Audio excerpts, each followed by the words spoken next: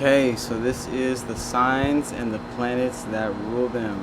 Okay, first thing I want to note is there is a difference between the signs and the planets. You know, sometimes people want to talk about, let's say, Scorpio, for example, but they're really explaining a lot of Pluto. And although they rule them, there is a differentiation between the two. So I'm just going to go down the line, starting from Aries, because as we know, Aries is the first sign. It had manifested itself first. It is the I am. The Aries is the head, the eyes, the brain. You know, just the head. Aries is first. It's the first fire sign, cardinal fire at that. So Aries is the warrior. Aries is ruled by Mars. It's the only planet that rules Aries, because some signs you'll find are co-ruled by other signs. And what's to be noted about the co-ruling is that typically, I think almost all the time, the planets that are co-ruling are usually further out planets. So we want to look at the planets that are closest to the sun rather than the planets that are further away. It's still ruling it, but it's co-ruling. Aries, fire sign. Fire is masculine. Fire is a feeler, and I already mentioned the modality. It's cardinal fire. So now let's move on next to Taurus. Taurus is the master builder, master of the five senses. This is fixed earth. Earth is feminine. Taurus is the torso, even the throat. And one thing that I want to mention about fire and earth is that, you know, get familiar with how the Chinese made the symbols of the yin and yang, because that very much has to do with astrology too. I don't think that's what they intended it for, but you can use that symbol for life in general. And if something is true, it can be used in any aspect. So I'm going to use the yin and yang for astrology. You got the good and you got the bad. You got the good and the bad, and you got the bad and the good. So this is I'm referencing this to the fire signs and the earth signs, because fire is masculine, earth is feminine. But fire is like the feminine expression of masculinity, as how earth is like the masculine representation of femininity. Earth is still feminine, but it gives, it outputs, you know. And it does still receive, and ultimately, you know, it's Mother Nature. We know it's feminine, you know, at its core. But there's a lot of masculine expression from Earth too, though, as a feminine sign. Same with fire. Fire is a masculine sign. Anybody who has a lot of water in their chart, or they're just a very feminine being, you get around a fire sign, you'll feel that masculinity from them. But because it's dealing with feeling, it's still a feminine representation of masculinity. So, Taurus, proceeding on to the planetary rulers. Taurus is ruled by Venus. Venus is the planet of love. Venus is the finer things, beauty, your appearance. Not to be mistaken with the rising sign, but there is an association to that. How you like to be loved, how you love yourself, the things that are pleasurable. Next we'll go on to the third zodiac sign, which is Gemini. Gemini rules the arms, anything dual. Gemini is the twins. Gemini is mutable air. So it's about communication, but it's not fixed on its own way. And it's not trying to initiate something new like Cardinal. It's mutable. You know, you can do different things with your hands. Gemini is ruled by the planet Mercury, and Mercury is the mind and the mouth. It is our intellect. That is what Mercury is. Man, it feels so good to just be grounded right now. I got some dirt underneath me. Actually, I might as well show you guys. Yeah, you see, got my crystals out, just grounded right here. So, back to the point. Gemini is ruled by Mercury, and which makes a lot of sense, you know, because Gemini as an air sign is all about communication. I think air is the most masculine expression of masculinity, in my observation and in my experience. So that's Gemini right there.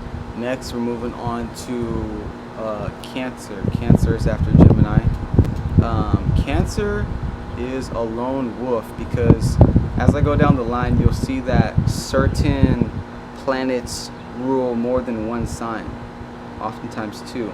So Mars, Venus, and Mercury, the three that I've already named, the 3 planets I've already named, you'll see that later on down the line, other signs are ruled by that same planet. They're being fed by the same source. Cancer, on the other hand, is the only sign that's ruled by the moon. The moon controls the tides. The moon controls the public. The moon controls our emotions. The moon is the mother. Cancer is the mother. Cancer is the breasts, you know, because we are all of the signs in totality. Because you got to look into medical astrology and realize how it's all of the body. Cancer rules the breasts, which makes it the mother. Cancer and Capricorn, opposite signs on the axis. Cancer is the mother, Capricorn is the father. So Cancer is a water sign, the wateriest water sign.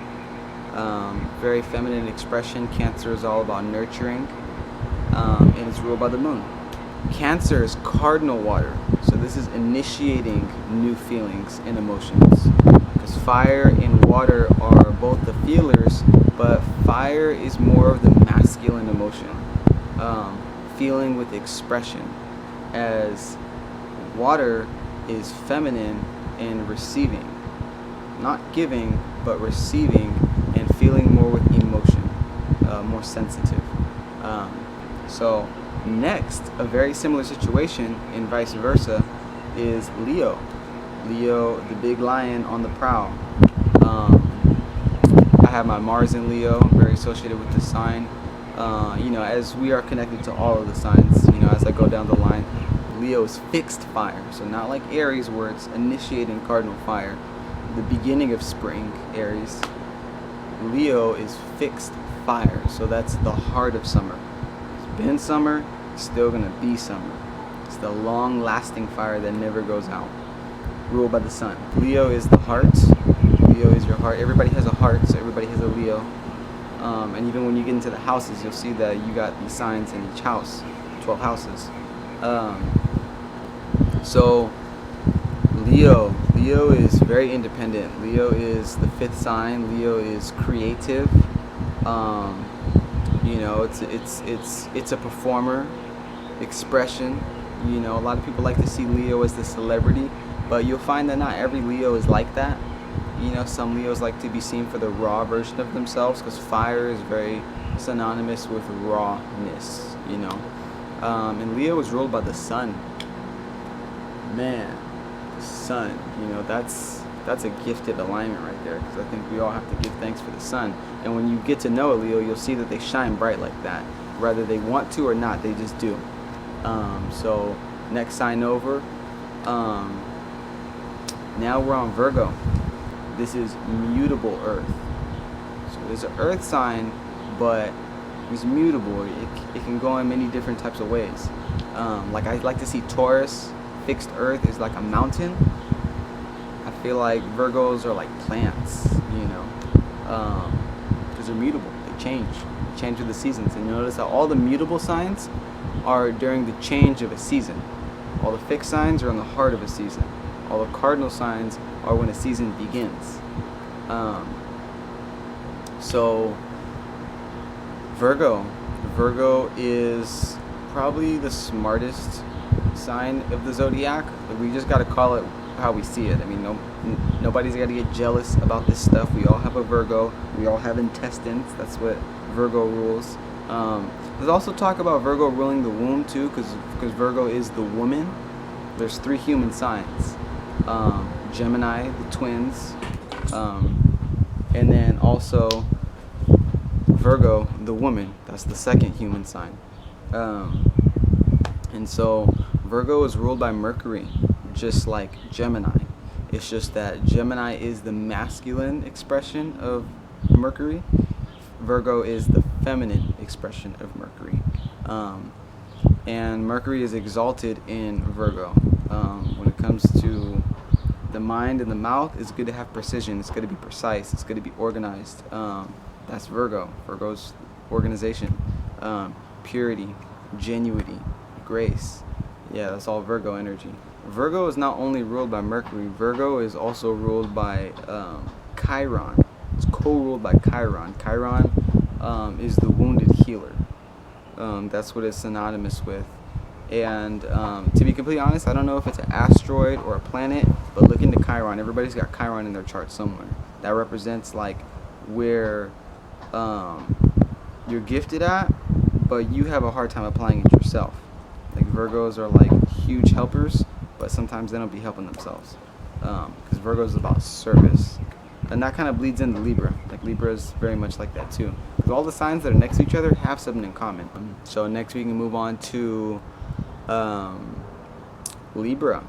So Aries through Virgo, those are the first 6 signs dealing with the self. Those are the more personal signs. And then after Libra, see, Libra is in the middle, although it is considered a later sign. Libra is the balance between light and dark. And Libra is also ruled by Venus the same way Taurus is ruled by Venus. It's just that Taurus is the feminine expression of Venus, while Libra is the masculine expression of Venus. And Venus being the planet of love, as I spoke of earlier. And what is Libra? Libra is the balancing scales, the only sign that's not depicted as an animal or a human. Or both, like Sagittarius. So Libra is the balancing scales, the light, the balance between light and dark, the balance between the self and the other. It's right in the middle. And you'll notice the weather's pretty balanced right there. Summer's over, but we're not in the dead of winter and it's all cold and stuff. It's fall. It's getting balanced. So next we got Scorpio. This is my sun sign. Scorpio is ruled by Mars the same way that Aries is ruled by Mars. I think that's a huge association with, like, a lot of people have kind of been immature with the knowledge, maybe even abused the knowledge a little bit. You see a lot of memes on social media, like with Scorpios, like always being crazy or always being like super dark and stuff like that. And maybe that's true to an extent, but it's because you guys see a lot of that Mars energy. And once you can associate Scorpio with Aries, it'll make a lot more sense. So Scorpio is fixed water. So it's not like a running river, the initiating water like Cancer. This is fixed water. This is the second water sign. Fixed water being more synonymous with like an iceberg. Scorpio gets a huge rap for being deep and in depth. And yeah, you look at an iceberg, you see what's on top, but you have no idea what's underneath the water. So Scorpio is fixed water. It's a water sign. And it's not only ruled by Mars, but also co-ruled by Pluto. Pluto is intensity. Pluto is power. Pluto, we're having Pluto retrograde right now. Time to take your power back in any type of way that you may have given it away. So yeah, Pluto is the smallest planet, probably the slowest moving planet. It's a power punch. That's why it's like that, So I'll get more into the signs and into the planets in another video. This is just a brief rundown on what planets rule the signs, the planetary rulers. So next, after Scorpio, we got Sagittarius. Sagittarius, and I think this is the first sign ruled by a new planet. Sagittarius is mutable fire. So this is the fire that needs to be sparked. I've met plenty of Sagittariuses before who don't even seem like fire signs until like something happens. They're mutable, so they got to express it in some way. They're not always gonna show it. And Sagittarius is ruled by Jupiter. Jupiter is the planet of abundance, blessings, luck, expansion. You know, you could fit, I think, like 13,000 or 1,300 Earths, planet Earths on Jupiter alone. You could fit that many Earths on Jupiter. It's huge. And I don't know if it's 13,000 or 1,300. Regardless, it's huge. I mean, because both those numbers are an enormous amount of mass to be able to hold that many Earths. So next we're moving on to Capricorn. Capricorn is ruled by Saturn.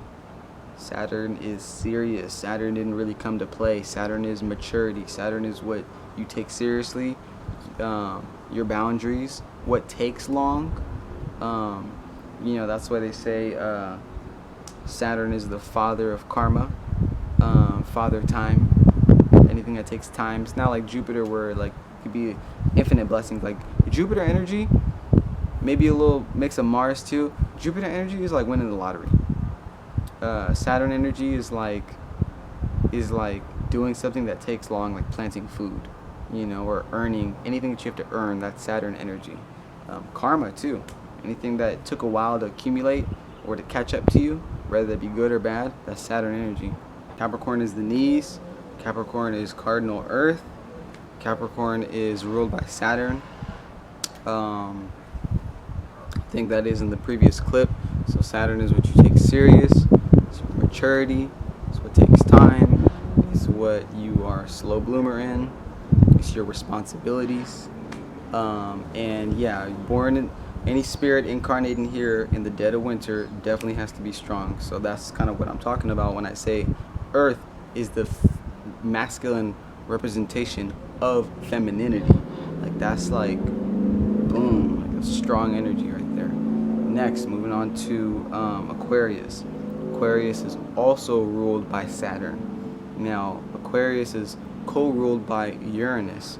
Uranus is your uniqueness, it's revolution.